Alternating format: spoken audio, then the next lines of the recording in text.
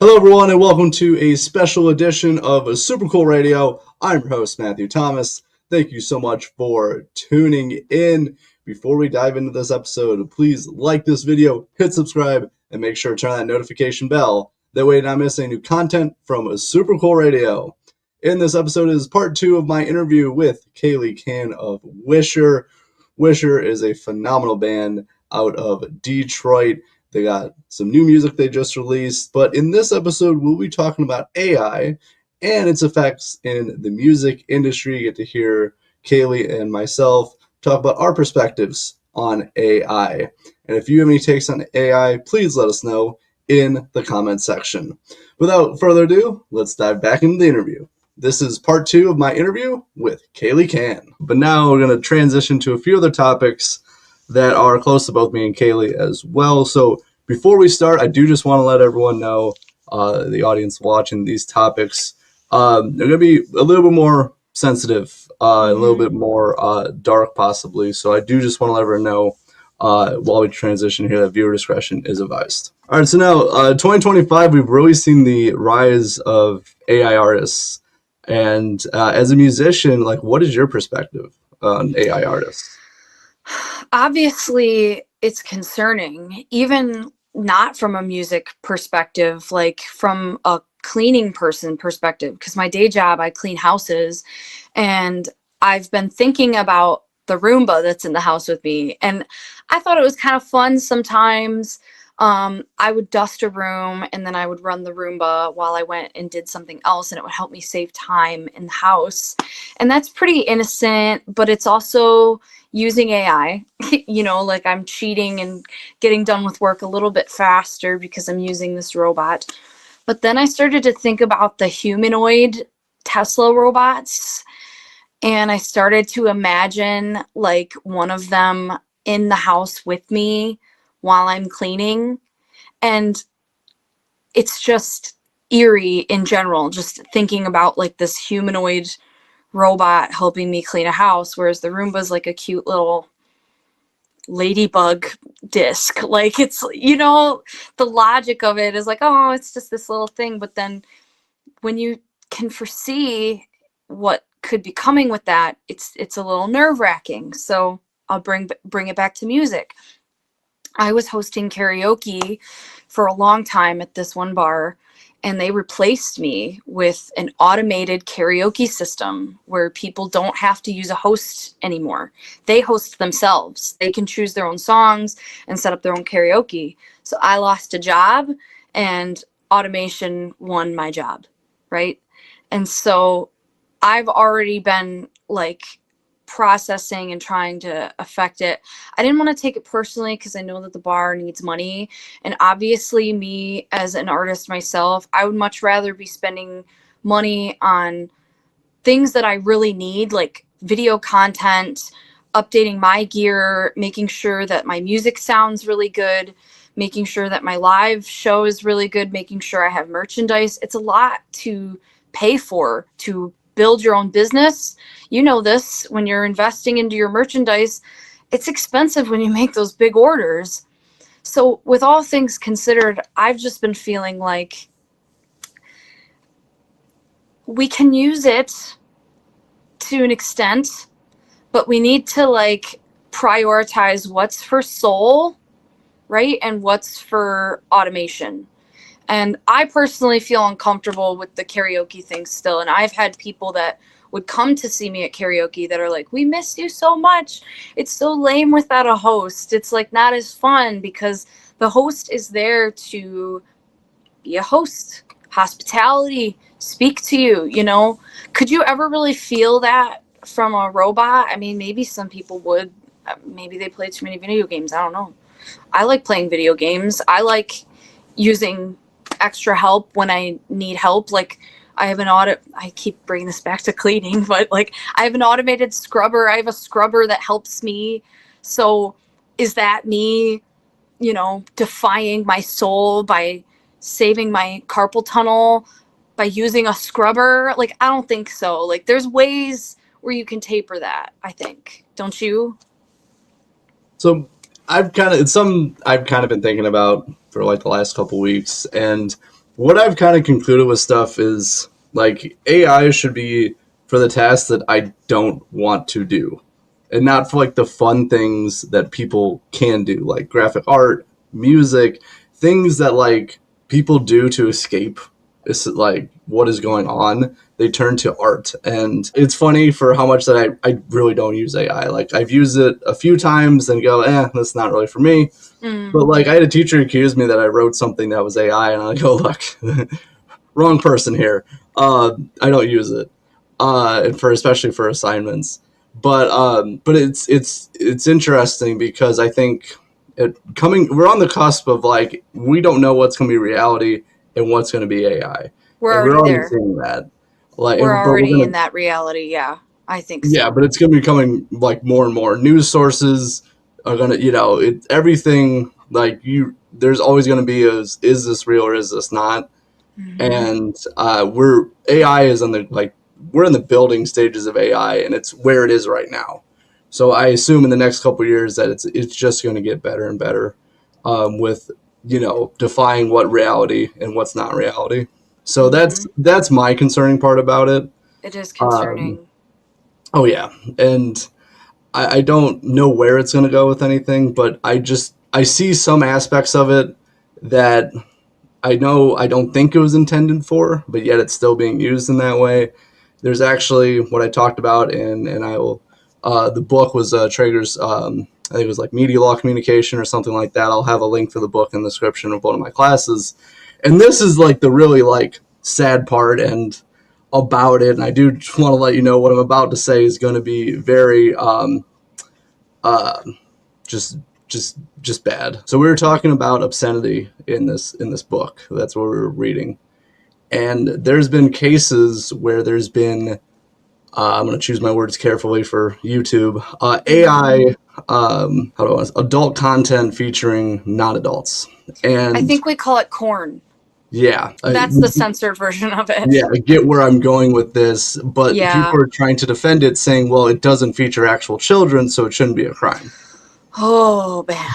It's like makes stuff me like so that mad. really gets me with some of this stuff. Because, again, I don't think that was the intended use of AI, but it's being used for stuff like that. It's intended for some people. So that's kind of where I'm at with it. I also, maybe I'm a control freak, but I always like having control over the things I do.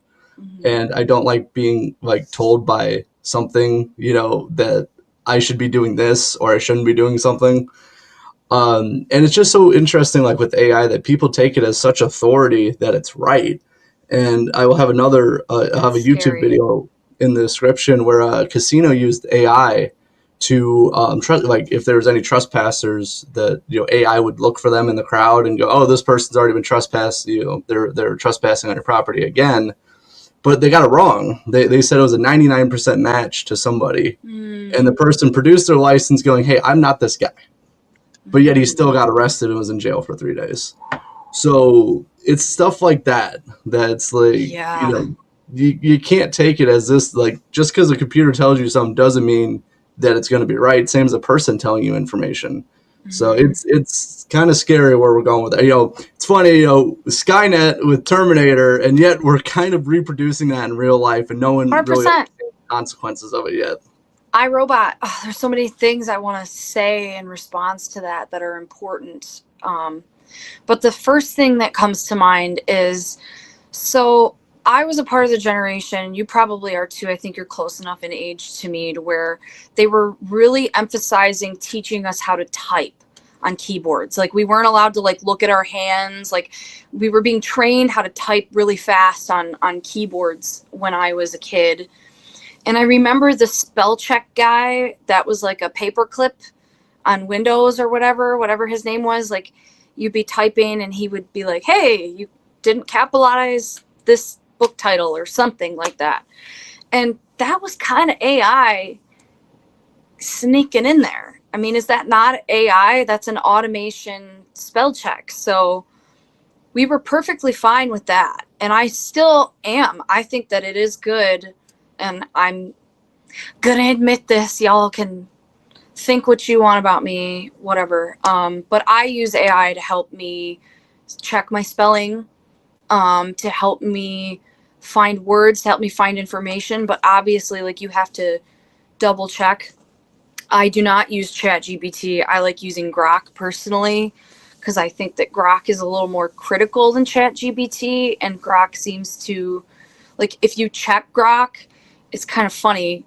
You could be like, hey, you got this wrong, you know, like recently. This one was actually scary, but there was a video going around that was viral of dogs saving children from like disaster, like a Christmas tree is falling on a child and the dog saves it.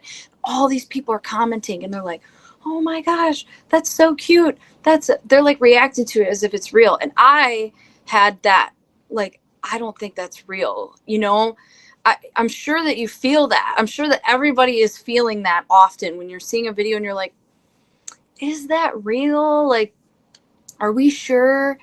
And I asked Grok, because on X you can ask Grok and it is kind of forced to respond to the post publicly in a reply. And Grok said, this isn't AI. It kind of just said, this is just a normal video of dogs saving children. It looks like an endearing, it kind of like gave me a weird summary about, this is just an endearing video about dogs. And I said, I can tell this is AI, Grok. Why can't you? And then Grok immediately, the next response was, whoa, I don't get everything right all the time. It was like an over exaggeration of Grok defending itself and why it got it wrong. And then it said, good eye. How'd you catch that? You know, it was asking me how I caught that. And I just said, are you studying me, Grok? And then Grok said, no, of course not. And then went into another paragraph about why it got it wrong and that it was so sorry and that this, now it knows, now it checked all the sources, now it knows the video's AI. You got me, like, kind of acting like that. And I thought that was really eerie. And I just said, Grok, that's exactly what somebody studying me would say. You would say that you're not studying me. And then Grok said, but seriously, how did you know that it was AI? And I just stopped responding at that point. And I would encourage everybody to stop responding when you get to those kinds of questions, because it's going to continue to learn based on what we teach it. I don't want it to know how I knew it was AI. I mean, I can't even disclose it now. I can't even tell you specifically why I knew that it was AI. I could just feel it in my soul, right? Like, if you're a human with a soul, I started hearing this weird thing about NPCs existing where they don't have internal dialogue. Do you have internal dialogue? Oh yeah, I talk to myself so much. I guess we're schizo. I don't know. But I think that that's like perfectly normal. If you can check yourself, if you can think before you talk.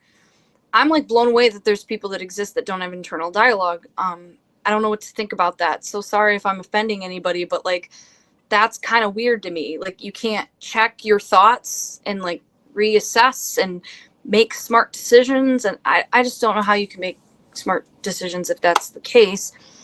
But I guess I kind of went off on a bunch of tangents, but I was going to kind of wrap it up into like the paperclip guy, right?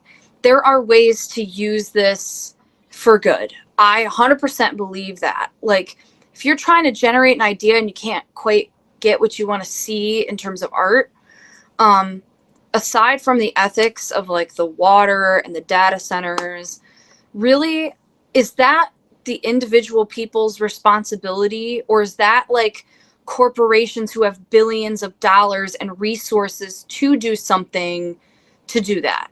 I mean, is that not a reasonable question? Because like I certainly don't have the money and resources to make sure that my recycling doesn't go to a landfill, and which apparently it is going to a landfill anyways. So I feel like that corporate overlord thing where they're like saying it's our fault, we're the ones polluting and stuff. It's like, don't you guys have the resources to like, and the science to fix this, to use AI to fix this? Like, if I was a master scientist with billions of dollars and money and I would like invest it into solving some serious problems like landfills. I'd be like, okay, what is the mathematical equation for, you know, getting whatever it's called, plastic chemistry words. I was really bad at chemistry. I passed chemistry with a D-, folks. So whatever, you know, chemistry, science stuff. That, like, AI should be doing that. And let me make the music. Let me make the art. No, I kind of feel similar way about that with everything. Like, I think art is a human expression, and it communicates human emotions, and that should be left to humans to do. Like, again, there's definitely been AI tools to help with certain things, and I get the arguments on both sides of why people want to or don't want to use it. I definitely get it. But there is one kind of story that I don't know if you've seen yet. I just saw it, I believe, last night. Holding Absence. They called out another band, which is, according in this band's bio, is AI assisted with the music.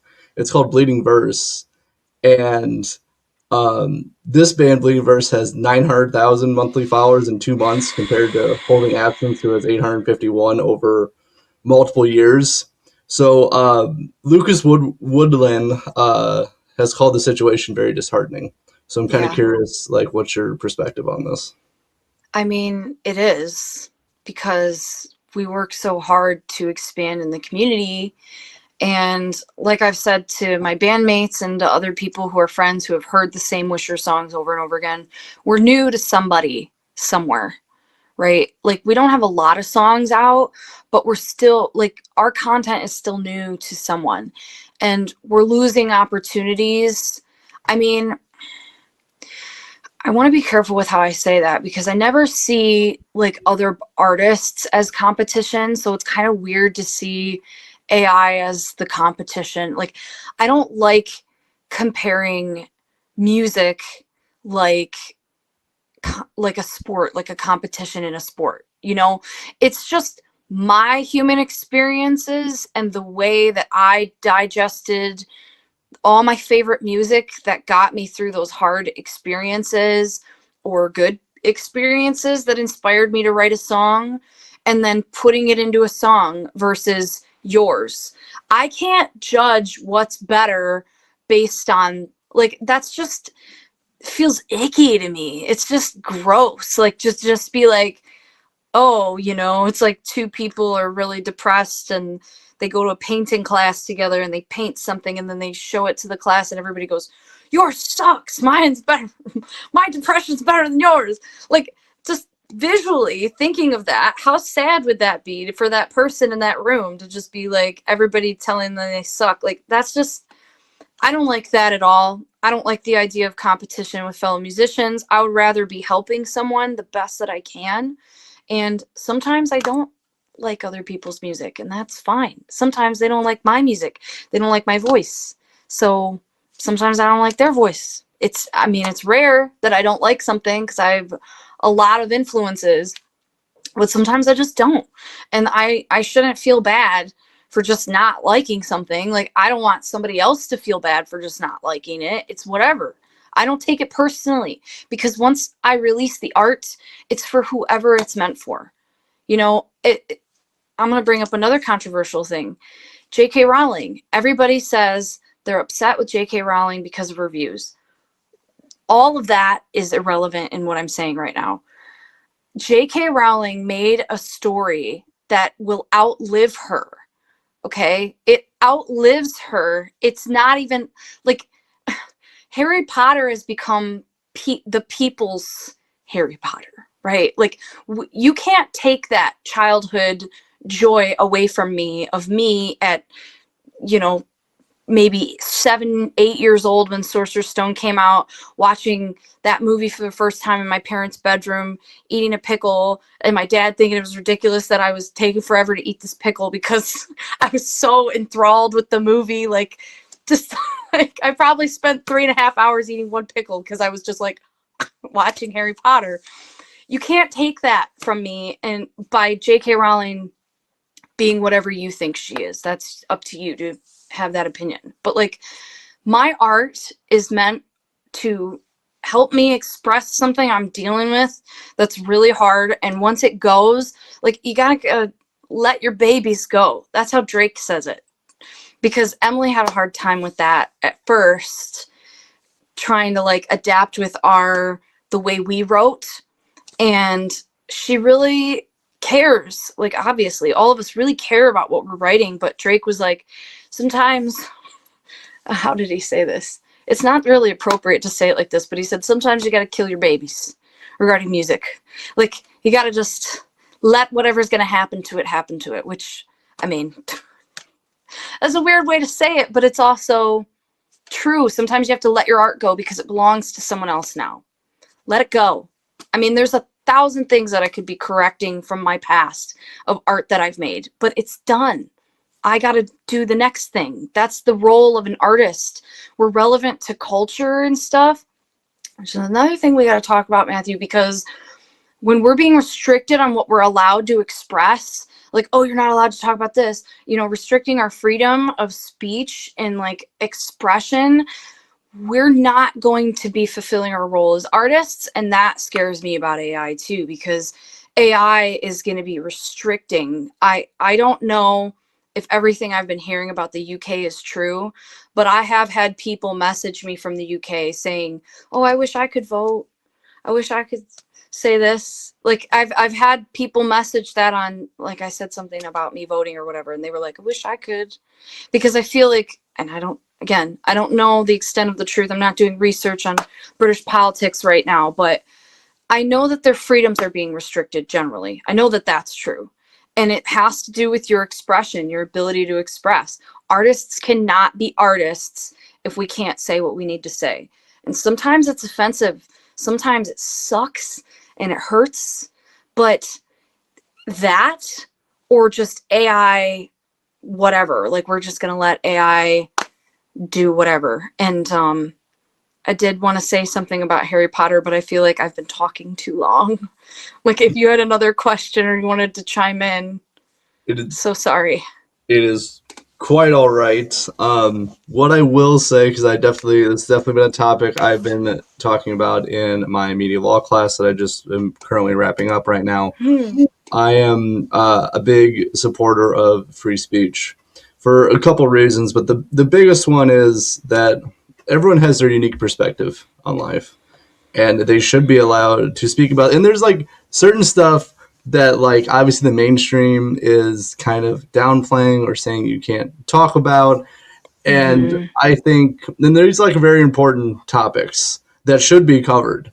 And instead they are, like, oh, well, if you talk about this, we're not going to, talk to you anymore, or we're not going to, see your show or whatever. And over just differing opinions, which is kind of crazy. And for some things, and probably some stuff we're going to get into here in just a little bit as well, stuff that should be talked about that just people are not going to. And that to me is the sad part. Well, we're going to. So long as we can, we should. So the other thing that I want to add, because I want to make sure that this gets in here, is I saw an article on X where Elon was talking about AI, and he was talking about Neuralink and human integration with AI, which we're going full-blown Terminator on this one. He said humans should start integrating with AI. Now, I have seen the miracles that it's been doing with, like, I don't know if you saw the tongue remote with people who are paraplegic, or they're totally, like, they can't use anything but their tongue, and they can, like, scroll on their phone and type things using their tongue, like a remote that goes in their mouth. That's amazing. That's wonderful. That's a great tool for AI. But, and I asked Grok this one day to force it to reply, to give me a summary. I said, under Elon's post, I said, if humans integrate with AI, like you're saying, like fully integrate, we're talking full bionic arm, iRobot, Terminator, like we're fusing with the machines. What happens when we're getting into like Clone Wars territory with the chips in our heads that control our amygdala or our there's things about the brain that I don't understand as an average person, and I don't feel comfortable putting some chip in my body that's going to influence how I'm going to think or feel. And I asked, it's goofy, I asked Grok to explain to me the forbidden curses from Harry Potter, because there's 3 forbidden curses in Harry Potter, and one of them is the Imperious Curse. And the Imperious Curse is where you can make somebody do whatever you want them to do. They can't control their body.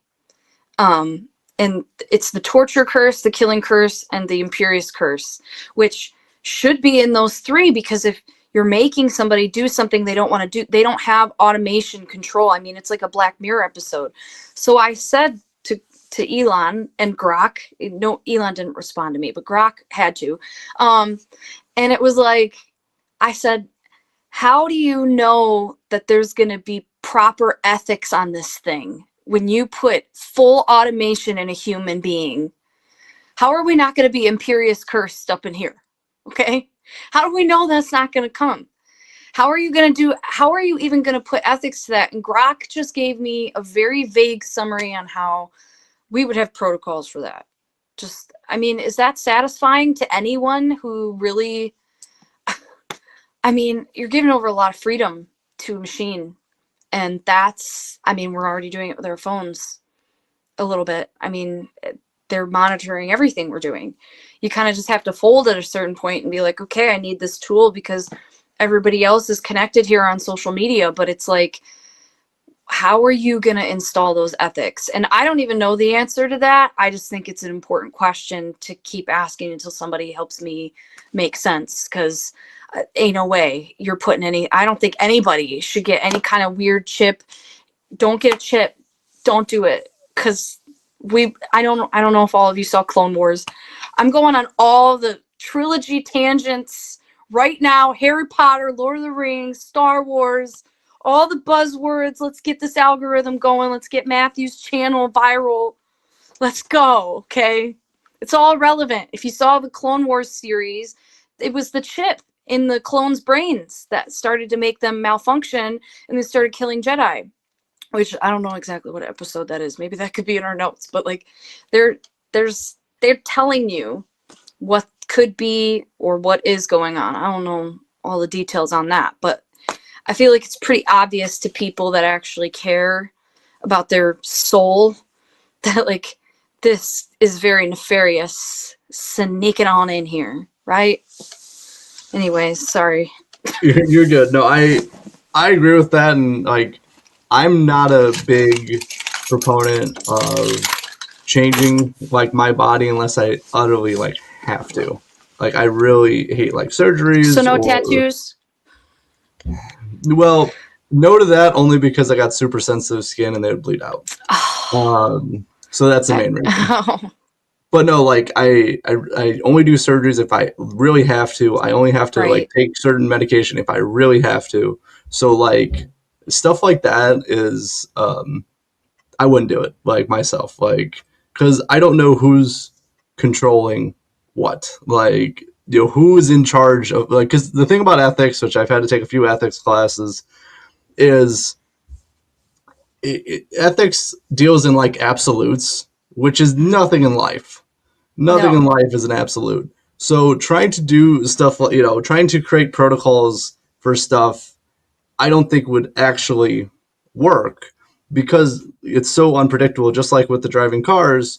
I'll see if I can find a source on this, but the problem is like during the city driving with these cars is that there's so many variables of people walking, of potholes, other vehicles, everything. So it doesn't know what to do. and it needs a human to guide it. Like on the highway, there's a lot less. There's just vehicles and open road. So it's different. And it can actually do that. There's been cases, there's a semi truck that was autonomous that was able to do, obviously with a person in case something happens. But the autonomous truck did a lot of driving on the highway. But once you mix in more and more like variables of what can happen, it starts to freak out a little bit and it doesn't know what to do. So with that, tying back to ethics, is that there's not going to be a set guardrail, a set safety protocol that's going to happen and deal with everything in life. Absolutely. It's like that part in iRobot when he wants it to save the little girl, and the robot saves him instead because it like, do you remember that scene in iRobot? It's been a long time since I've seen the movie too. For anybody that's seen the movie, there's a scene where he's in a car accident in the water, like the car crashes into the water off the bridge, and one of the robots that's like Tesla style robot comes to save him, and it's him and a little girl that's trapped, and her percentage, like it calculates the percentages and assesses the situation of survival is so small that it goes to him and it saves him. And then he like lives his life feeling regret because he lived and that girl didn't live. I mean, it could have been I think it's a little girl. I don't know if it's an old person, but it's like how it saved the person based on the percentage. Like, how are we going to not avoid that? How are we not going to avoid that? Because it's very, and I mean, humans make emotional decisions and sometimes we can't save everybody. And that's just part of life and figuring out life. But if you think that technology is going to answer those kinds of questions, I fear for you, truly. I honestly, I don't think that people should be putting their trust into mechanics like that. And we've seen enough movies, people. We've seen enough movies where we know that this is not the way. It's not the way. And I don't know how else to get people to understand that. I kind of feel like when people are saying boycott AI, how are you going to do that? How are you going to boycott AI? How are you going to make it stop? How are we going to make any of this stuff stop? How are we going to, like, truly and honestly, I want you to tell me how. I really do think this is also why it's so important that you and I are having this discussion for people to see, because I want people to tell me how.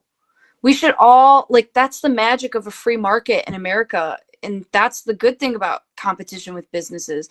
They get to kind of test each other out, and the best person or company that finds the better way wins. And that's how things should be. We should be solving problems together, working together, but it should be nice, right? It should be nice. We should admit when we're wrong and accept that there's a better solution.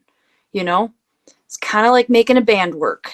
I just accept that I'm wrong sometimes. Last thing to kind of wrap that up, AI is so integrated to everything nowadays that there's, like, just like the internet, there's no way of, like, you can't just turn it off at this point. Pandora's box is open. Exactly. Yeah. I went to Taco Bell a couple months ago. I haven't been back to the Taco Bell because I was like, no way. Nope.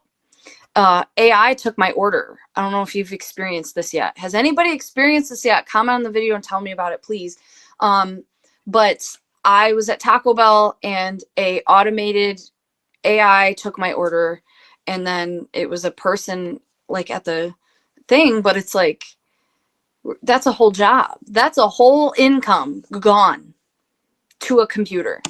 Taco Bell saving some money, but I didn't go back to that Taco Bell because I was like, as long as I can go to a person, I'm going to a person. And I probably shouldn't have Taco Bell anyways. No offense, Taco Bell, sorry.